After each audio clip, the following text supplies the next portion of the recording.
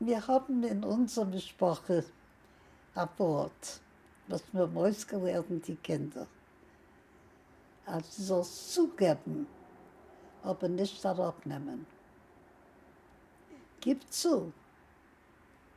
Wo du sollst nicht sein, gib zu. Aber verlier nicht das, was du gehabt. Und das ist gewesen, ich habe gesagt, der ganze Zugang von meinem Zusammenleben mit Schicklin. Und wir haben bis zum letzten Moment Geseder zugegeben.